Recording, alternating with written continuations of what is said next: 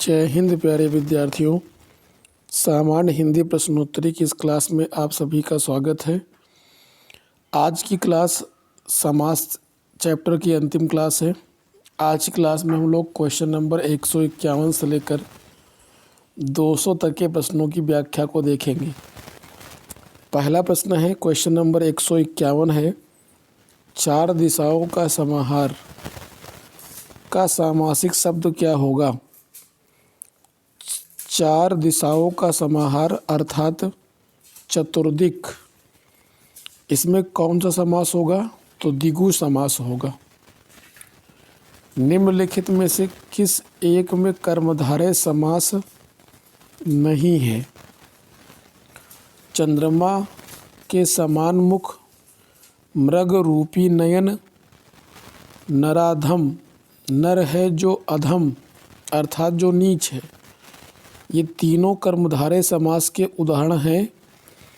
बल्कि जो दोपहर शब्द है ये कर्मधारय समास नहीं है। दोपहर का समास विग्रह होगा दोपहरों का समाहार, अर्थात इसमें द्विगु समास होगा।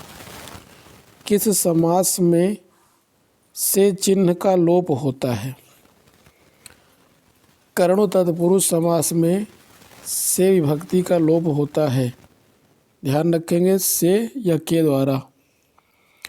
क्वेश्चन नंबर 154 है कि निर्भय में समास कौन होगा? तो निर्भय समास समस्त पद का समास विग्रह होता है बिना भय के, अर्थात इसमें समास कौन सा होगा? तो अव्ययी भाव समास होगा। जिस समास का पूर्व पद अव्यय होने के कारण प्रधान होता है वो अव्ययी भाव समास होगा। क्वेश्चन नंबर 155 है कि निम्न में से समास का भेद नहीं है। कौन सा समास का भेद नहीं बताना है? पहला ऑप्शन है कि द्विगु समास, बहुब्रीहि समास, पुनरोक्ति समास या द्वंद्व समास। पुनरोक्त समास नहीं होता, पुनरोक्त अलंकार होता है। पुनरोक्त समास का भेद नहीं होता। बाकी शेष द्विगु, बहुब्रीहि और द्वंद्व समास के भेद थे। समास कहते हैं किसे? दो पदों के मेल को या दो शब्दों के मेल से जो विकार या परिवर्तन होता है उसे समास कहते हैं। समास का शाब्दिक अर्थ होता है संक्षेपीकरण। पाप मुक्त में कौन सा समास होगा? पाप मुक्त का समास विग्रह होगा पाप से मुक्त, अर्थात अपादान तत्पुरुष समास होगा। पाप मुक्त में कौन समास होगा? अपादान तत्पुरुष समास। तल घर, तल घर पद में समास कौन सा होगा? तल घर का मतलब हुआ कि वह घर जो तल में है, अर्थात समास कौन सा होगा? तो कर्मधारय समास होगा। मझधार पद में समास कौन सा होगा? मझधार पद का समास विग्रह होगा धारा के मध्य अधर झूल में, अर्थात समास कौन सा होगा इसमें? तो कर्मधारय समास होगा। मझधार में समास कौन होगा? कर्मधारय। लेन देन में समास कौन सा होगा? लेन देन शब्द का समास विग्रह होता है लेन और देन, अर्थात द्वंद्व समास। जिस समास के दोनों पद प्रधान हो वहाँ द्वंद्व समास होता है। सत्यव्रत पद में कौन सा समास होगा? सत्यव्रत शब्द का समास विग्रह होता है सत्य रूपी व्रत, अर्थात समास कौन सा होगा? तो कर्मधारय समास होगा। सत्यव्रत में समास कौन सा होगा? कर्मधारय समास होगा। अगला प्रश्न है कि राज दरबार पद में कौन सा समास होगा? राज दरबार शब्द का समास विग्रह होगा राजा का दरबार, अर्थात समास कौन सा होगा इसमें? तो संबंध तत्पुरुष समास होगा, राजा का दरबार। क्वेश्चन नंबर 163, 163 नंबर क्वेश्चन में है राह खर्च, राह खर्च का सामासिक विग्रह निम्न में से कौन सा होगा? राह के लिए खर्च, विकल्प भी सही होगा। राह के लिए खर्च, राह खर्च होगा। क्वेश्चन नंबर 164 है, रामानुज का सामासिक विग्रह निम्न में से कौन सा होगा? राम का अनुज, रामानुज का समास विग्रह होगा राम का अनुज, संबंध तत्पुरुष समास होगा। अगला प्रश्न है कि मृग नयन का सामासिक विग्रह निम्न में से कौन सा होगा? मृग नयन शब्द का समास विग्रह होगा मृग रूपी नयन, ऑप्शन नंबर डी, मृग रूपी नयन। कौन समास होगा? तो कर्मधारय समास होगा। अगला प्रश्न है कि पंच तत्व में निम्न में से कौन सा समास होगा? पंच तत्व, पांच हैं तत्व, यानी पांच तत्वों का समाहार पंच तत्व होता है। और पंच तत्व शब्द में समास कौन सा होगा? ऑप्शन है कि द्विगु समास, कर्मधारय समास, द्वंद्व समास या बहुब्रीय समास। पंच तत्व में समास कौन सा होगा? तो पंच तत्व शब्द में द्विगु समास होगा, पांच तत्वों का समाहार हुआ है। कौन से पांच तत्व होंगे? पांच तत्व के अंतर्गत आकाश, पृथ्वी, वायु, अग्नि एवं जल को शामिल किया जाता है। पांच तत्वों का समाहार हुआ है पंच तत्व में, समास होगा द्विगु समास। चरण कमल शब्द में निम्न में से कौन सा समास होगा? चरण रूपी कमल होगा, यानी कर्मधारय समास होगा यहाँ पर।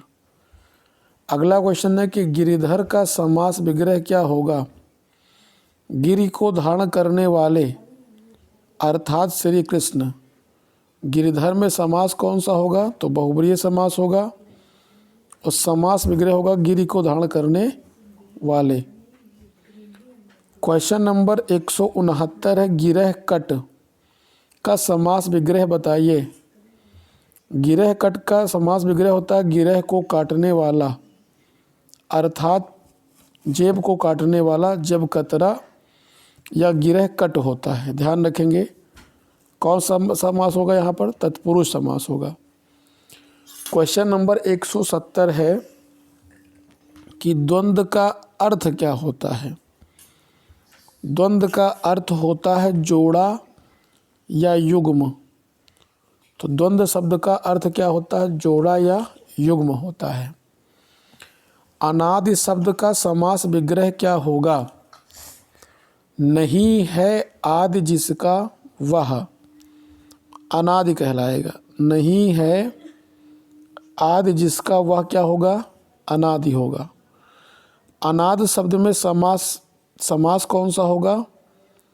तो अव्ययी भाव समास होगा। नहीं है आदि जिसका, यानी जिसका आदि और अंत ना हो, अनादि हो जाएगा। क्वेश्चन नंबर 172 है कि नरसिंह में कौन सा समास होगा? नरसिंह शब्द का समास विग्रह होता है सिंह जैसा नर, यानी न या ऐसा नर जो सिंह जैसा हो उसे नरसिंह कहेंगे। इसमें समास कौन सा होगा? तो कर्मधारय समास होगा। लक्ष्य भ्रष्ट में कौन सा समास होगा?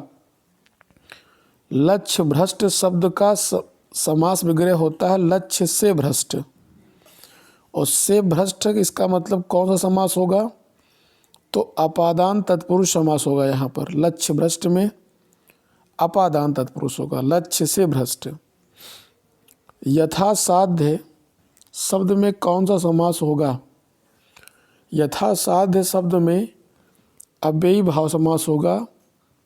यथासाध्य कौन सा समास? अव्ययी भाव समास होगा इसमें।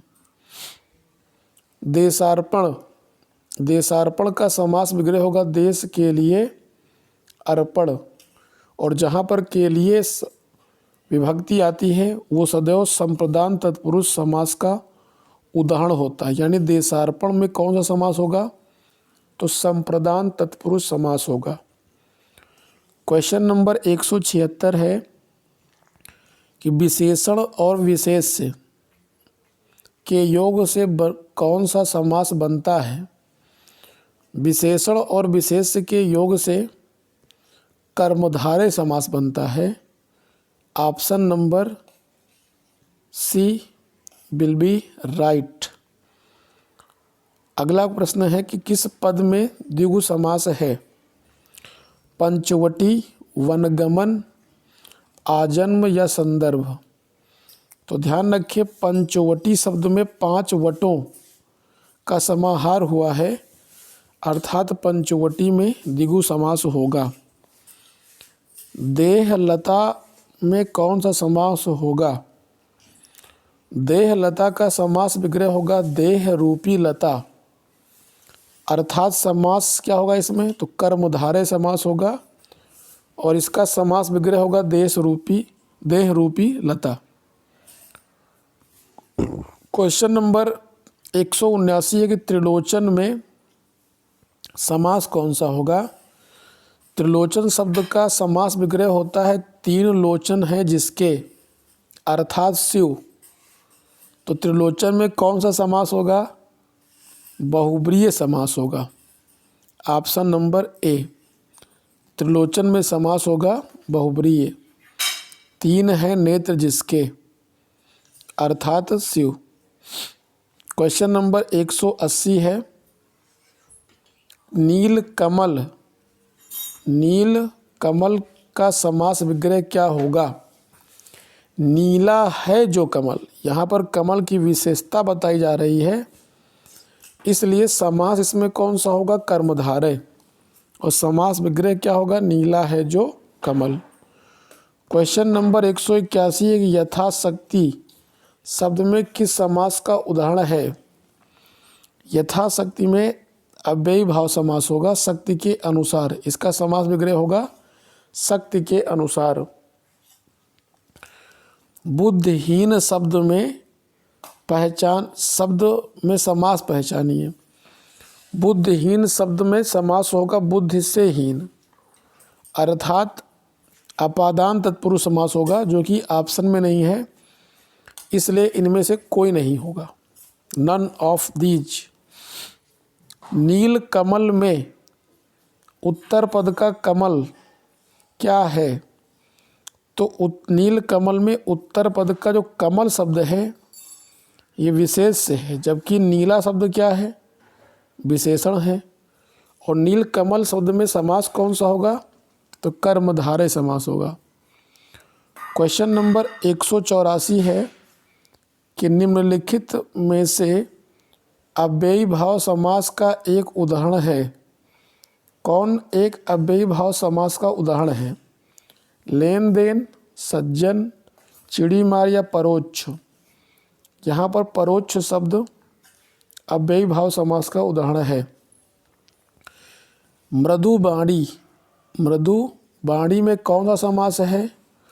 तो मृदु है जो बाणी, यानी जो वाणी मीठी है वह मृदुबाणी हो जाएगा। और मृदुबाणी में समास कौन सा होगा? तो कर्मधारय समास होगा। थोड़ा बहुत शब्द में कौन सा समास होगा? थोड़ा बहुत शब्द का समास विग्रह होगा थोड़ा या बहुत, और इसमें समास कौन सा होगा? तो द्वंद्व समास होगा। बहुब्रीय समास का भेद है व्यतिहार, अधिकरण, अपादान व समाहार। तो ध्यान रखें कि इसमें व्यतिहार शब्द जो आया है ये बहुब्रीय समास का भेद है। बहुब्रीय समास के मुख्यतः 4 भेद होते हैं। नंबर 1 समानाधिकरण, नंबर 2 व्यधिकरण, नंबर 3 तुल्य योग और नंबर 4 व्यतिहार।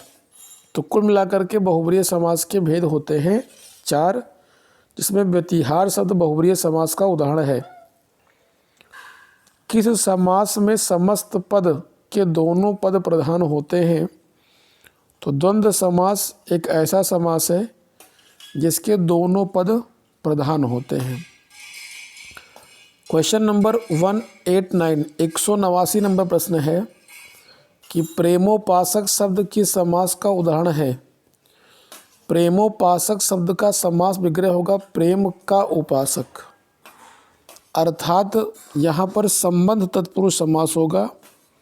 प्रेमोपासक में कौन सा समास होगा, तो संबंध तत्पुरुष समास होगा। निम्न में से द्वंद्व समास का उदाहरण नहीं है, द्वंद्व समास का उदाहरण नहीं है, तो पीताम्बर शब्द जो है इसमें बहुब्रीहि और कर्मधारय समास तो होगा, लेकिन इसमें द्वंद्व समास नहीं होगा।